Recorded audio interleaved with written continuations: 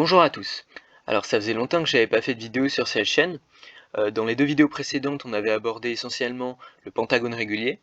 Aujourd'hui, j'ai envie de parler d'un sujet un petit peu plus complexe, celui de l'heptadécagone régulier. Donc l'heptadécagone régulier, c'est un polygone à 17 côtés, qui est constructible à la règle non graduée au compas. Gauss a réussi à le construire en 1796. Alors pour vous faire un bref rappel historique, le problème des polygones réguliers, il existe depuis très longtemps. C'est Euclide qui l'a abordé pour la première fois dans son ouvrage Les éléments. C'est autour du IIIe siècle avant Jésus-Christ. Et en fait, il cherche dans cet ouvrage à construire des polygones réguliers à la règle non graduée et au compas. Et il effectue d'ailleurs la première démonstration non triviale de la construction d'un polygone régulier, c'est celle du pentagone régulier. Et d'Euclide à Gauss, il y a très peu d'avancées théoriques qui ont été faites sur ce sujet. Les mathématiciens pensaient que les polygones réguliers constructibles étaient le triangle, le carré, le pentagone et tous les dérivés de ces polygones-là qu'on obtient par bisection. Et donc ici, on a affaire à un polygone à 17 côtés, c'est un nombre premier, et Gauss réussit à tracer ce polygone grâce à une méthode innovante. Il utilise les nombres complexes, appliqués à la géométrie bien sûr. Alors, sa méthode est totalement différente de celle d'Euclide pour le pentagone. Il utilise les nombres complexes n'avaient pas été encore découverts à l'époque d'Euclide. Donc je vous invite à voir tout d'abord les vidéos que j'ai faites sur cette chaîne sur le pentagone régulier. Ça va vous familiariser avec les notions de constructibilité à la règle non graduée au compas, de trigonométrie, etc. Et de regarder une vidéo que j'ai mise dans la description de cette vidéo qui va en fait adapter la méthode de Gauss pour l'heptadécagone régulier au pentagone régulier, donc qui va faire en fait la démonstration du pentagone régulier avec les nombres complexes. Ça va utiliser les mêmes mécaniques que l'on va utiliser ici, et ça va vous permettre de vous familiariser avec la méthode de Gauss, en fait, de la comprendre mieux. Donc avant de passer à la démonstration de l'heptadécagone régulier, j'aimerais quand même faire un petit rappel sur ce que c'est que les nombres complexes. Alors depuis la nuit des temps, les hommes ont eu besoin de compter. Ainsi on a le premier ensemble, celui des naturels, 0, 1, 2, etc. Ensuite, très rapidement, quand l'argent a pris la place du système du troc, par exemple, on a voulu pouvoir exprimer des pertes. Par exemple, si vous devez 3 € à votre ami, vous avez moins 3 € dans votre portefeuille. Donc on a l'ensemble des relatifs, 0, 1, moins 1, 2, moins 2, etc. Les nombres décimaux, alors je vais pas faire de détails dessus, seulement la moitié de 1 par exemple, c'est 0,5. On note avec une virgule ou un point ici. Et on s'est très vite rendu compte que certaines fractions ne pouvaient pas s'écrire sous forme décimale, par exemple un tiers, c'est 0,3 à l'infini. On préfère le laisser sous forme fractionnaire et ce sont donc les nombres rationnels, les nombres qui peuvent s'écrire de la forme P sur Q, avec P et Q des entiers relatifs donc. Ensuite, on a voulu chercher en fait des solutions à l'équation x au carré égale 2. Et on s'est rendu compte que cette équation x au carré égale 2 n'admettait aucune solution dans Q, dans les rationnels. On a donc créé un nouvel ensemble de nombres, les réels, qui inclut des nombres tels que racine de 2. Donc racine de 2, c'est la notation pour dire que racine de 2 fois racine de 2 est égal à 2. Donc racine de 2, c'est le nombre qui, au carré, donne 2. Alors, jusqu'à présent, nous avons créé des ensembles de nombres de plus en plus grands pour résoudre de plus en plus d'équations. Ainsi, je vous rappelle un peu vos années de lycée, grâce aux nombres réels, on sait résoudre toute équation de la forme ax carré plus bx plus c égale 0, si bien sûr le delta est positif ou nul. Et en fait, c'est ça qui est intéressant. Si le delta est positif ou nul, c'est-à-dire que quand le delta est négatif, on ne peut pas, en fait, résoudre une équation de la forme ax carré plus bx plus c dans R. Ainsi, on doit créer, en fait, parce qu'on tombe très rapidement sur des racines avec des nombres négatifs à l'intérieur, par exemple racine de moins 121, et on sait que cela n'est pas possible car un nombre multiplié par lui-même ne peut pas donner un nombre négatif. Pourquoi?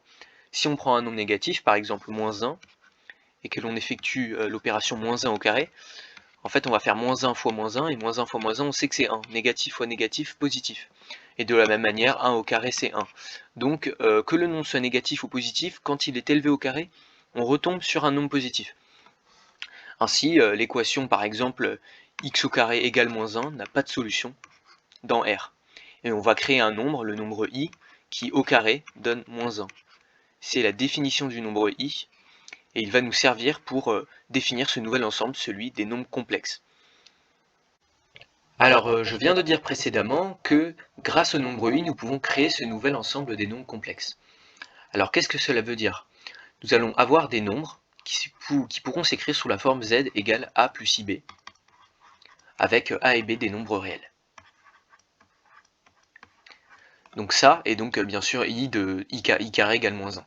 Donc ça, c'est un nombre complexe, et vous remarquez très vite que l'ensemble des réels est inclus dans celui des complexes, car lorsque b égale 0, tout simplement z est un nombre réel. Hein, on retombe sur a qui appartient à R. Alors, ici on a donné une définition algébrique d'un nombre complexe, on peut maintenant lui donner une définition géométrique. Ici, donc, je vous ai mis un petit schéma, un plan, avec un point A que l'on peut repérer en fait de différentes façons. On peut le repérer grâce à son abscisse et son ordonnée. On note ainsi A, XA, YA. Hein, il n'y a qu'un seul point dans le plan dont l'abscisse est XA et l'ordonnée est YA. On peut le définir d'une autre façon grâce à ses coordonnées polaires, donc ça c'était ses coordonnées cartésiennes. Ces coordonnées polaires sont caractérisées par un angle et une distance, donc ici l'angle alpha et la distance r. Vous êtes d'accord, de la même manière, il n'y a qu'un seul point dans le plan qui est à une distance r de l'origine, incliné d'un angle alpha par rapport à l'axe des abscisses, hein, c'est le point A. Eh bien, vous vous rappelez, durant vos années de lycée, il était très difficile de manipuler les coordonnées de A. On devait passer des coordonnées cartésiennes au polaire, on devait faire de la trigonométrie. Ici, l'idée des nombres complexes, c'est d'associer au point A non pas deux coordonnées, mais un nombre précis, en plongeant en fait ces coordonnées dans ce nombre complexe. On note ainsi l'affixe de A, ZA, le nombre complexe XA plus YA. Alors pourquoi fait-on cela? Comme je le dis précédemment, avec ce nombre ZA, on va pouvoir faire de l'algèbre, et cela va être beaucoup plus facile en fait pour effectuer des démonstrations. Hein, l'être humain préfère démontrer algébriquement quelque chose plutôt que géométriquement. Alors ensuite, ça c'était la forme algébrique du nombre complexe, ZA égale XA plus YA. Il y a deux autres formes, la forme trigonométrique. Alors, pour passer de la forme algébrique à la forme trigonométrique, c'est très simple. Si l'on se place, alors ici je ne l'ai pas noté, on va mettre un point M ici. Si l'on se place dans le triangle AOM qui est rectangle en M, alors on peut voir tout de suite que cos alpha, donc c'est adjacent sur hypoténuse, c'est XA sur R. On en déduit donc que XA est égal à cos alpha R. De la même manière, je vous laisse faire les calculs, YA est égal à sin alpha R. Donc quand on prend notre ZA ici, on peut dire que ZA c'est R facteur de cos alpha plus I sin alpha. Vous êtes d'accord, hein, j'ai juste remplacé XA par cos alpha R, YA par sin alpha R et j'ai factorisé par R. Donc ça va s'appeler la forme trigonométrique de notre nombre complexe. On a la forme algébrique et la forme trigonométrique. Et il y a une troisième forme, alors c'est celle-ci qui va être le plus utile dans notre démonstration, vous allez voir pourquoi, c'est la forme exponentielle. Alors je vais passer les détails, je vais passer les démonstrations, on peut le démontrer de plusieurs façons, c'est notamment lié à une propriété des séries. Cos alpha plus I sin alpha est systématiquement égal à EI alpha. Alors comme je l'ai dit, on peut démontrer cette égalité de plusieurs façons et cela va beaucoup nous aider car maintenant on peut écrire notre affixe ZA en fait de la sorte. ZA égale à REI alpha. Et ça c'est la formule exponentielle de notre nombre complexe. Donc trois formules. ZA égale XA plus IYA, ZA égale R cos alpha plus I sin alpha, et finalement ZA égale R EI alpha. Alors à noter, c'est un détail, on note R, le module du nombre complexe A, c'est-à-dire la distance qu'il a par rapport à l'origine, et ce module on sait très bien le calculer, hein, c'est racine de XA au carré plus YA au carré. Nous allons donc passer maintenant à la démonstration de la construction de l'heptadécagone régulier. Alors, comme je l'ai déjà dit, il est toujours plus simple pour un être humain de raisonner algébriquement plutôt que géométriquement. Ici, notre premier réflexe, ça va donc de traduire le problème de la construction de l'heptadécagone régulier algébriquement. Alors, si vous avez vu la vidéo sur le pentagone régulier qui utilise la même méthode, vous allez très vite comprendre ce que l'on va faire. Alors ici, on a le cercle de centre O et de rayon OA égale 1, donc le cercle unité. A est le premier point de notre pentagone, de notre heptadécagone régulier, pardon, j'ai trop l'habitude de travailler avec le pentagone. Et B ici, c'est notre deuxième point. Alors très vite, on en déduit bon, que les coordonnées de 1, c'est 1, 0. On peut donc dire que ZA, l'affixe du point A, rappelez-vous, c'est 1 tout simplement. On aura 0 fois i qui fait 0. Et ZB a pour affixe cos 2pi sur 17 plus i sin 2pi sur 17. Vous êtes d'accord, hein, l'abscisse de B c'est cos de pi sur 17 car les 17 points de l'heptadécagone régulier se partagent le périmètre du cercle en 17 morceaux et le périmètre du cercle c'est 2pi. Et donc rappelez-vous, de par la troisième formule de notre affixe, on peut dire que ZB c'est R EI alpha, c'est donc R donc qui est 1, EI de pi sur 17. On a ainsi déjà les affixes de nos deux premiers points. On avance vite. ZA égale 1 et ZB égale EI de pi sur 17. Et c'est là que ça devient intéressant. Si on s'intéresse au point C, alors je vais tracer un petit segment ici. Bon, ici c'est un schéma, mais on est censé avoir 2pi sur 17 ici. Et 2pi sur 17 ici aussi. Donc ZC, c'est EI 4pi sur 17. Hein. On remplace juste alpha par alpha fois 2. Et oh quelle surprise, EI 4pi sur 17, il s'avère que c'est EI 2pi sur 17, le tout au carré. Vous êtes d'accord? Lorsqu'on a une puissance de puissance, les puissances se multiplient, 2 fois 2pi sur 17, ça fait bien 4pi sur 17. Donc ZC, en fait, c'est tout simplement ZB au carré. Alors ici, je vais tout de suite faire une petite notation. On va juste poser Z égale ZB, parce que vous vous en doutez bien, c'est ZB qui nous intéresse le plus et on va travailler beaucoup avec lui. Mieux vaut juste écrire Z à chaque fois. Hein. Donc on aura ZC égale Z carré, et de la même manière, en fait, ZD, ce sera Z au cube. Hein. Je vous laisse le remarquer. Donc là, on aura Z au cube. Ici, on aura Z4, Z5. On va tourner autour du cercle comme ça, tac, tac, tac. Et au point Q qui est ici, on aura Z16. Vous êtes d'accord? Et là, on va retomber sur le point A et ce sera Z17. Mais rappelez-vous, l'affixe du point A, c'est 1. Donc on peut déjà écrire que Z puissance 17 égale à 1. Ou Z puissance 17 moins 1 égale 0. C'est l'équation que nous devons résoudre pour obtenir notre heptadécagone régulier. Vous êtes d'accord? Z ici, cela concerne l'affixe du point B, l'affixe de notre premier point. Et l'affixe du point B nous suffit, car nous pourrons construire notre point B, on aura la longueur AB, et après on la reportera tout le long du cercle, on aura nos 16 autres points, nos 15 autres points, on a déjà A et B. Donc résoudre cette équation est devenu notre unique but. Et vous avez vu, vous êtes d'accord qu'il est beaucoup plus naturel de penser à résoudre cette équation plutôt que de penser à construire l'heptadécagone régulier, bien sûr, nous avons simplifié le problème.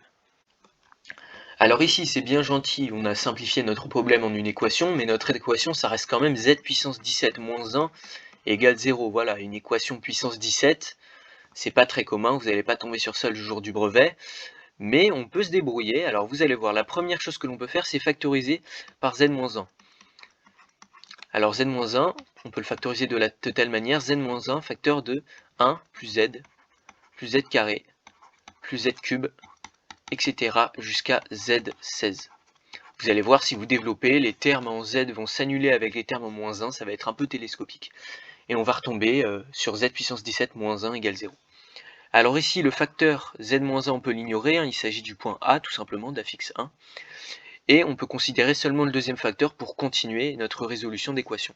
Donc on a en fait Z plus Z carré plus Z3 jusqu'à Z16 qui est égal à moins 1. Ici j'ai basculé le 1 de l'autre côté pour avoir toutes les racines du même côté. Vous allez voir pourquoi c'est très important. Alors ici, on a listé les racines de manière intuitive. Z1, Z2, Z3, ok. Gauss, il ne veut pas de cela. Alors ça va être très difficile de comprendre la manipulation que nous allons faire, mais Gauss va générer une autre liste de ces racines grâce à un nombre G que l'on va appeler générateur en fait. Alors ici on est dans le cas de n égale 17, d'accord?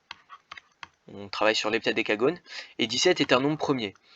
Alors accrochez-vous bien, pour tous les nombres premiers, on peut trouver un nombre G tel que ce nombre G génère tous les restes de la division euclidienne de 17, c'est-à-dire 0, 1, 2, 3 jusqu'à 16. Alors ici par exemple, si on prend G égale 3, il va générer les racines de cette manière. On aura tout d'abord G puissance 1 égale 3, cela correspondra à notre racine Z3, puis G au carré égale 9, cela correspondra à notre racine Z9, et là c'est très important, on a G au cube égale 27, alors là on a un nombre supérieur à 17, mais ce n'est pas grave, rappelez-vous, tout comme le point 1, en fait, si je reviens sur ma figure, là on a z au carré, on fait tout un tour, on revient ici, on a z17, et en fait là on aura z18, hein, z19. Donc en fait, qu'est-ce qu'on peut dire? Zj, c'est égal à Zr, où R est le reste de la division euclidienne de J par N. Donc ici, par exemple, on a 27 qui est égal à 17, entre guillemets, 17 fois 1, plus 10. Donc cela correspond à Z10. Ici, on a notre racine Z10. Et il va continuer de la sorte, G puissance 4, G puissance 5, et il va obtenir un tout nouvel ordre de racines qui, vous allez voir, va être extrêmement pratique pour la suite. Alors comme je vous l'ai déjà dit, ici nous n'avons absolument rien démontré, nous n'avons fait qu'observer le résultat de Gauss, c'est-à-dire que pour g égale 3, nous allons pouvoir lister toutes les racines dans un nouvel ordre. Et c'est le cas de tous les nombres premiers, je vous le rappelle. Alors je vais faire une autre vidéo sur cela sera beaucoup trop long de le faire dans cette vidéo-là bien sûr, je vais le faire plus tard. C'est une vidéo surtout qui n'aura rien à voir, hein, ce sera typiquement de l'arithmétique. Mais contentons-nous de cela pour notre démonstration. Alors ici, je vous ai réécrit toute la liste qu'obtient Gauss avec la méthode que l'on vient d'écrire, donc on retrouve, alors je vous ai mis Z1 au début, pourquoi? Parce que G puissance 0 ça fait 1, et c'est très important, vous allez voir que notre terme Z1 soit au début de la liste, et je vous l'ai mis aussi à la fin pour vous montrer qu'en fait tout cela est cyclique, hein, bien sûr. Ensuite on aura G puissance 17 qui sera donc égal à 1, G puissance 18 à 3, 19 à 9, etc. Donc que va faire Gauss? Il obtient cette liste, et il va avoir l'idée, encore une fois géniale, de diviser celle-ci en deux périodes, on va les appeler périodes de 8 membres. Hein. Donc, il y aura la première période x1, qui sera en fait la somme, et il va prendre une racine sur 2. Donc il va prendre z1 plus z9 plus z13, il prend une racine sur 2, hein, jusqu'à z2. Et pareil pour la deuxième période, il va prendre x2, qui est égal à z3 plus z10 plus z5, pareil jusqu'à z6. Alors pourquoi fait-il cela? Tout simplement parce que la somme et le produit de ces périodes, vous allez voir, est très arrangeant. Alors d'une part, trivialement, on a x1 plus x2 qui est égal à z plus z2 jusqu'à z16, hein, c'est juste toutes les racines en fait. Et ça, on sait que ça fait moins 1 de par notre équation de base, hein, notre équation de départ c'était ça. Et c'est là où ça devient intéressant, c'est que x1 fois x2, donc qui est égal à z1 plus z9 jusqu'à z carré facteur de z3 plus z10 jusqu'à z6. Alors on ne va pas développer et réduire ici ce produit énorme, hein. Vous allez tomber normalement sur une somme de 64 termes à la fin. Si vous le faites par vous-même, ne vous inquiétez pas, vous allez tomber sur des z puissance 35, des z puissance 30. Ne vous inquiétez pas, hein, les puissances sont énormes, mais on peut toujours les réduire, rappelez-vous, grâce à la division euclidienne par 17. Donc ici vous allez développer, vous allez réduire, et vous allez tomber sur quelque chose de la forme 4z16 plus 4z15 jusqu'à 4z1. Et alors ça, on peut factoriser par 4, et on va retomber par surprise sur la seule somme que l'on connaît. C'est quand même dingue, hein. On tombe à chaque fois sur la seule chose que l'on connaît, la seule information que l'on possède. Et donc on peut dire que en fait x1 fois x2 est égal à moins 4, hein, parce que la somme qui est ici, vous l'avez reconnue, c'est moins 1. Alors ici on a un système, x1 plus x2 égale moins 1, et x1 fois x2 égale moins 4. Comment peut-on résoudre ce système? Alors on propose ici en fait de créer un polynôme du second degré qui a pour solution x1 et x2, et que l'on va savoir résoudre. On sait résoudre un polynôme du second degré, hein. Donc pour cela on va créer une variable x, hein, donc, et vous êtes d'accord que le polynôme le plus simple qui a pour solution x1 et x2, c'est tout simplement x moins x1 facteur de x moins x2. Hein. Les racines de ce polynôme c'est grand x1 et grand x2. Ça on peut développer, ça va nous faire x au carré moins x1x moins x2x plus x1 x2. C'est donc x au carré moins x1 plus x2 facteur de x plus x1 fois x2. Et là, regardez, c'est très intéressant, on a réussi à faire apparaître encore une fois les deux seules informations que nous connaissons sur ces deux périodes. Et on peut donc simplifier, ici on aura l'équation x au carré plus x moins 4 égale 0. On sait donc que pas d'égal 0 ici, mais on sait que x1 et x2, les deux périodes, sont les deux solutions de l'équation x au carré plus x moins 4 égale 0. Alors ça, on sait calculer, on applique le delta, vous allez voir, vous allez trouver en fait que x1 et x2 sont égales à moins 1 demi, plus ou moins 1 demi, racine de 17. Donc x1 sera la solution positive et x2 la solution négative. Alors ici c'est impressionnant, on a finalement obtenu un nombre réel qui correspond à une période. Comme pour le pentagone, si vous avez vu la vidéo que j'ai mis en description, alors les périodes étaient un petit peu plus courtes, on avait juste Z et Z3 d'un côté, Z2 et Z4 de l'autre. Ici c'est des périodes de 8 membres, mais on a obtenu un nombre réel.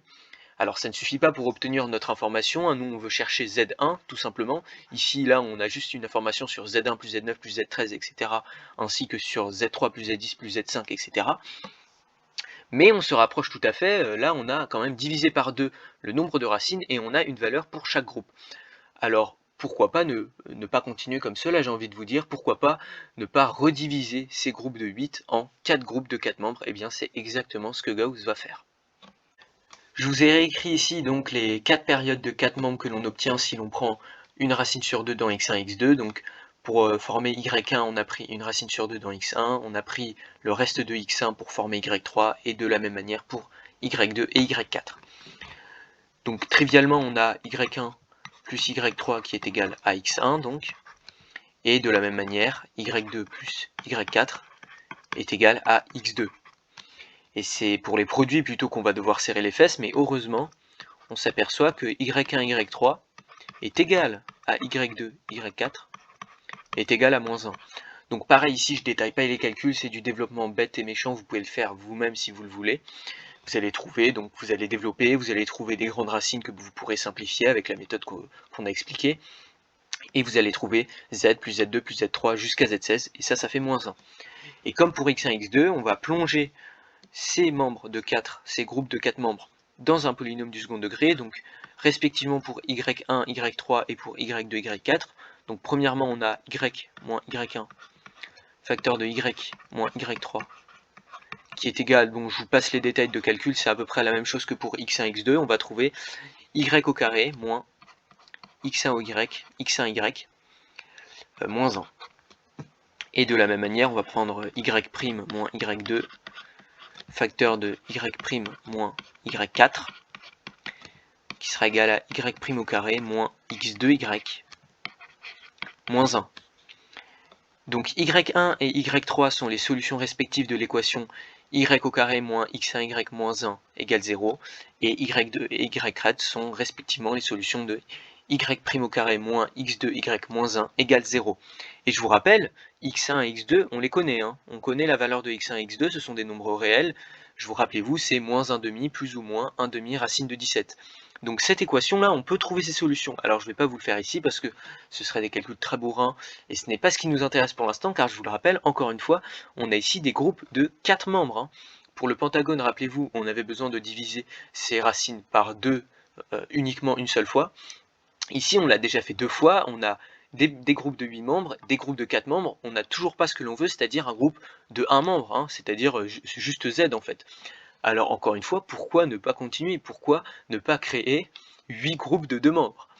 Alors on va passer à une autre diapositive pour avoir un peu plus de place. Voilà, j'ai pris le soin de réécrire nos 4 périodes de 4 membres, et comme je l'ai évoqué juste avant, on pourrait envisager de les découper chacune en deux et d'avoir 8 groupes de 2 membres. Alors il s'avère que je me suis un peu enflammé, il suffit en fait ici de diviser y1 en 2, hein. Je vous rappelle, notre but c'est z. Alors pourquoi diviser y2, y3, y4? Ici on va seulement diviser y1. Alors on aura deux groupes de 2 membres, soit z1 qui sera égal à z plus z16, hein. C'est bizarre, on retrouve la première et la dernière racine de l'unité. Bon ça c'est pareil, c'est le hasard de la démonstration, on va prétendre, hein. Et z2 qui sera égal à z13 plus z4. Alors ici, bon, z1 plus z2, vous l'auriez compris, c'est égal à y1 tout simplement. Et c'est là que c'est magique, et j'ai envie pour une fois de développer les calculs. Bon, c'est surtout parce que c'est un peu moins bourrin, mais vous allez voir, au moins on va comprendre ce que l'on fait depuis tout à l'heure, et puis on va au moins faire quelque chose de notre vie, hein. On aura z plus z16 facteur de Z13 plus Z4. Alors on va développer, c'est parti, bon là c'est bon, on a que 4 membres. Z fois Z13 ça fait Z14. Z fois Z4 ça fait Z5. Z16 fois Z13 ça fait Z29, c'est un peu beaucoup. Et Z16 fois Z4 ça fait Z20. Alors je vous rappelle la méthode, hein, je fais une petite patate, dédicace à Monsieur Refour, hop, simplement pour dire que 29 c'est 17 plus 12, et que de la même manière 20 c'est 17 plus 3, hein. Je vous rappelle encore cette méthode, hein, qui reste fameuse. Ici donc on a Z14, ça bouge pas, c'est bien plus petit que 17, pareil pour Z5, ça bouge pas, et on aura Z29 qui sera égal à Z12, et Z20 qui sera égal à Z3. Alors là, peut-être que ça vous dit rien, mais regardez, on a quand même une somme de 4 membres, et si on cherche en haut, hop hop hop, oh, trouver 3, 5, 14 et le numéro complémentaire le 12, on a bien en fait Z1 fois Z2 qui est égal à Y2. On retombe comme par magie sur les mêmes racines, exactement les mêmes racines, et ça c'est quand même génial. Donc maintenant on peut enfin créer un énième polynôme, hein. On va prendre la variable z cette fois, j'espère que vous avez reconnu l'ordre alphabétique x, y, z. Bref, z moins z1 facteur de z moins z2. J'espère que vous distinguez bien mon petit z de mon grand z.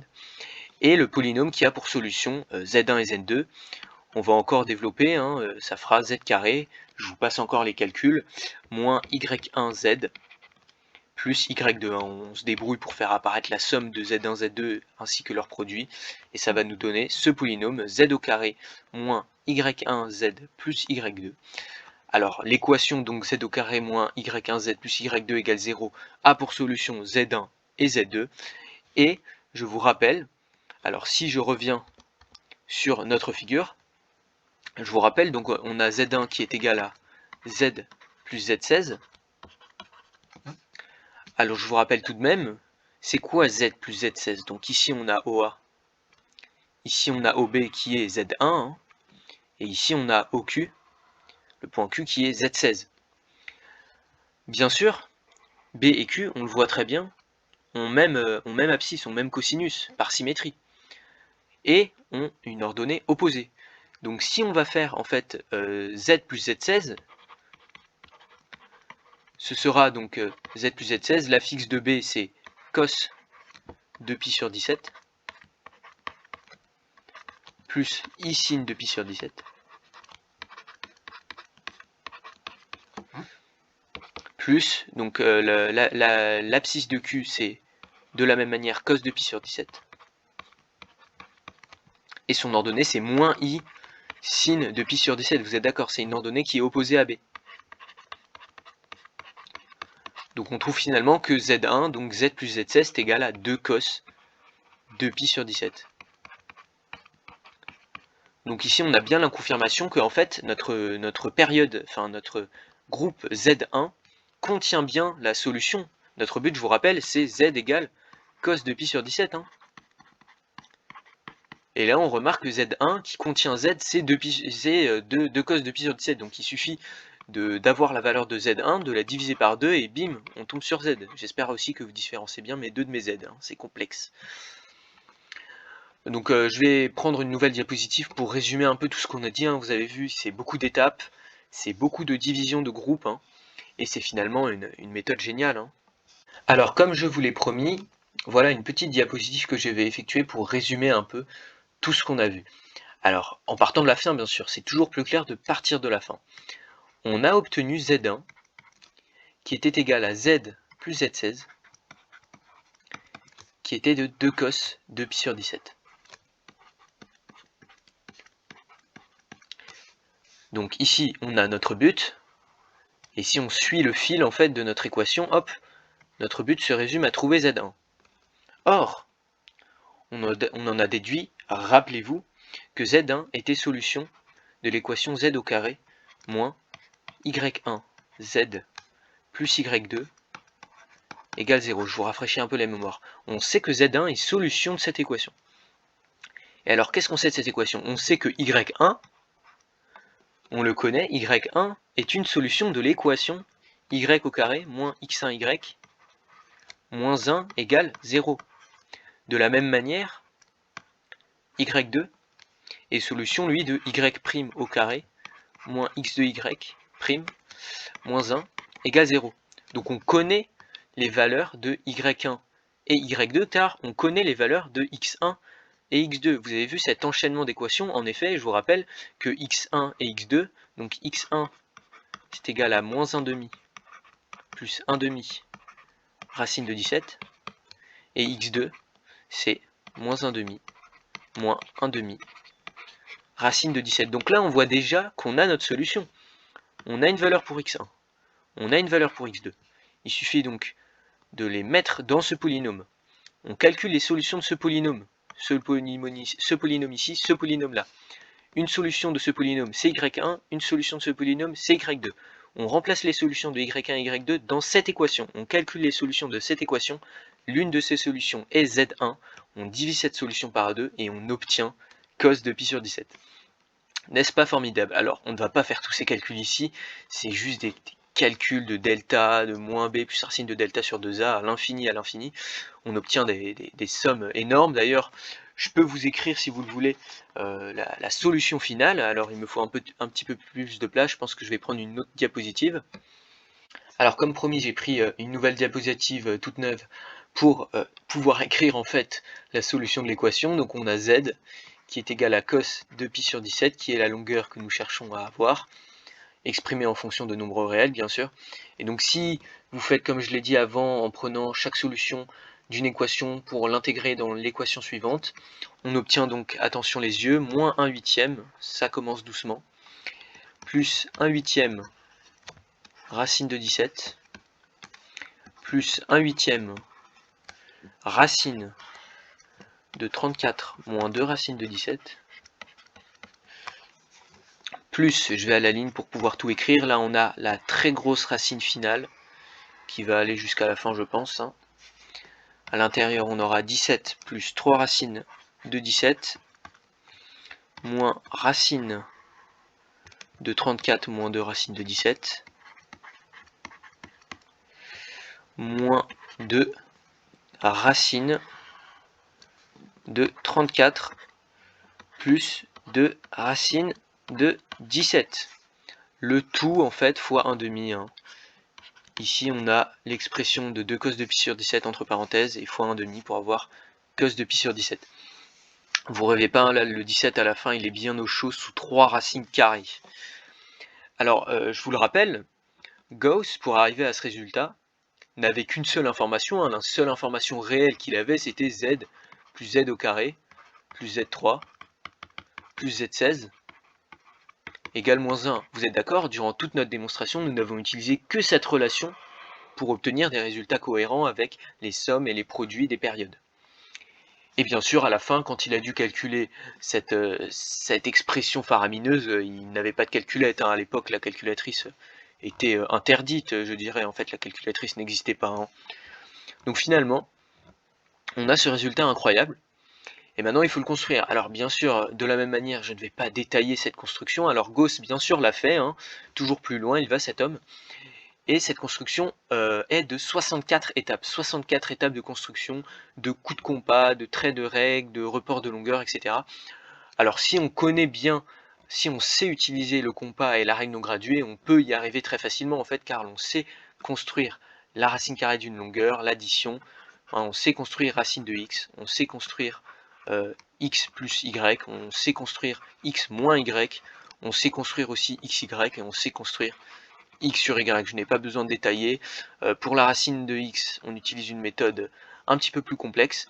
Pour x plus y, on utilise simplement le compas. Pareil pour x moins y. Et pour x fois y et x sur y, vous pouvez chercher vous-même.